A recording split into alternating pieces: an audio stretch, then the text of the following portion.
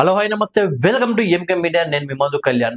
హైదరాబాద్ ను రక్షించడం కోసం ఏ తెలంగాణ సీఎం రేవంత్ రెడ్డి గారు తీసుకున్న నిర్ణయం హైడ్రా నిర్ణయం తీసుకున్న తర్వాత ఏ రకంగా హైదరాబాద్ లో అక్రమ కట్టడాలను కూల్చివేస్తుందో మనమంతా చూసాము. హైదరాబాద్ కాస్త హైడ్రాగా మారిపోయింది. కేవలం హైడ్రాకు కాంగ్రెస్ పార్టీ నాయకుల మద్దతు మాత్రమే కాదు, ఏకంగా ప్రజా మద్దతు లభించింది. ఇటు తెలంగాణ రాష్ట్ర ప్రజలతో పాటు పక్క రాష్ట్రాల నుండి హైడ్రాని గమనిస్తున్న ప్రజలు కూడా మా రాష్ట్రానికి హైడ్రా వస్తే బాగుంటుంది, హైడ్రా లాంటి ఒక నిర్ణయం మా రాష్ట్ర ముఖ్యమంత్రి తీసుకుంటే బాగుంటుంది అని ప్రజలు మాట్లాడుకుంటున్నారు. ఏకంగా AP deputy CM Pawan Kalyan గారు కూడా హైడ్రాని కేవలం హైదరాబాద్కే పరిమితం కాకుండా ఇతర రాష్ట్రాల్లో కూడా వచ్చే నిర్ణయాలు తీసుకోవాలి అని ఆయన చెప్పడం జరిగింది. అయితే తెలంగాణలో ఉన్న బీఆర్ఎస్ పార్టీ నాయకులు మాత్రం హైడ్రాని విమర్శిస్తున్నారు. హైడ్రా అక్రమ కట్టడాలను కూల్చివేస్తుంటే ఏదో పేదోళ్ళ ఇల్లు కూల్చివేసినట్లు వాళ్ళైతే చిత్రీకరిస్తున్నారు. అయితే ఎవరైతే అక్రమంగా కట్టిన ఇళ్లలో ఉంటారో వాళ్ళు ఒకవేళ పేదవాళ్ళైతే వాళ్ళకు డబుల్ బెడ్రూమ్ ఇచ్చే ఆలోచనలో తెలంగాణ రాష్ట్ర ప్రభుత్వం ఉంది. అయితే హైడ్రా అధికారులు కూడా పేదల ఇల్లు ఎవరివి కూల్చడం లేదు, కేవలం అక్రమంగా కట్టిన బిల్డింగులు మాత్రమే కూల్చేస్తున్నామని వాళ్ళు చెప్పడం జరిగింది. అయితే బీఆర్ఎస్ పార్టీ నాయకులు హైడ్రాను విమర్శిస్తుంటే ఆఖరికి కన్వెన్షన్ హాల్ అక్రమంగా కట్టాడు నాగార్జున అని గతంలో బీఆర్ఎస్ పార్టీ నాయకులే విమర్శించారు. ఇప్పుడేమో బీఆర్ఎస్ పార్టీ నాయకులు హైడ్రాని విమర్శిస్తున్నారు.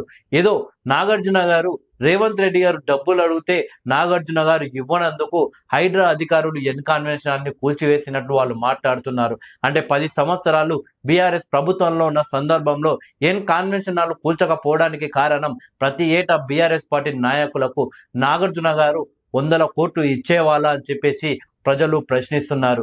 అయితే బీఆర్ఎస్ పార్టీ నాయకులు ఈ విధంగా ప్రశ్నిస్తుంటే కేసీఆర్ గారు మాత్రం సైలెంట్ గా ఉన్నారు. అంటే హైడ్రాకు కేసీఆర్ గారు మద్దతు పలుకుతున్నారా, హైడ్రా చేస్తుంది కరెక్టే అని కేసీఆర్ గారు అనుకుంటున్నారా? గతంలో కేసీఆర్ గారు ఈ అక్రమ కట్టడాల గురించి మాట్లాడిన వీడియో అయితే సోషల్ మీడియాలో వైరల్ అవుతుంది.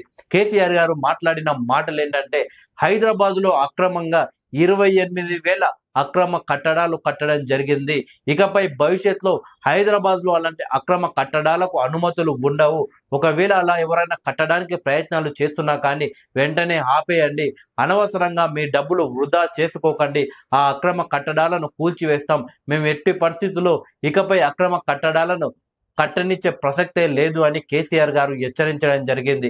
అలాగే హైదరాబాద్ నాలాలపై కట్టిన 28,000 అక్రమ కట్టడాలను భవిష్యత్తులో తప్పకుండా కూల్చివేసే పరిస్థితులు అయితే వస్తాయి. ఆ పరిస్థితులు వచ్చినప్పుడు మీడియా కావచ్చు, సోషల్ మీడియా కావచ్చు, ఆ యొక్క పనులకు ఆ కూల్చివేతకులు మద్దతు పలకాలి.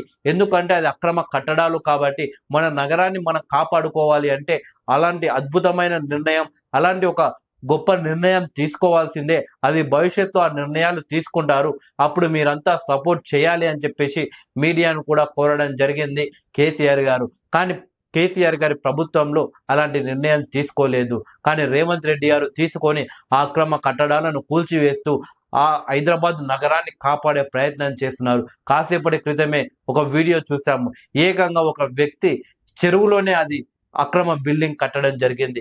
హైడ్రా అధికారులు బాంబులు పెట్టి దాన్ని కూల్చివేయడం జరిగింది. ఇప్పటి వరకు కేవలం చెరువులను ఆక్రమించి చెరువుల పక్కలో కావచ్చు, చెరువుకు దగ్గరగా కట్టిన బిల్డింగ్లనే మనం చూసాం. ఈ రోజు ఒక మహానుభావుడు అయితే ఏకంగా చెరువులోనే ఆ బిల్డింగ్ కట్టడం జరిగింది. అంటే బీఆర్ఎస్ పార్టీ నాయకులకు సిగ్గు లేకుండా ఇలాంటి అక్రమ కట్టడాలకు మద్దతు పలుకుతున్నారు.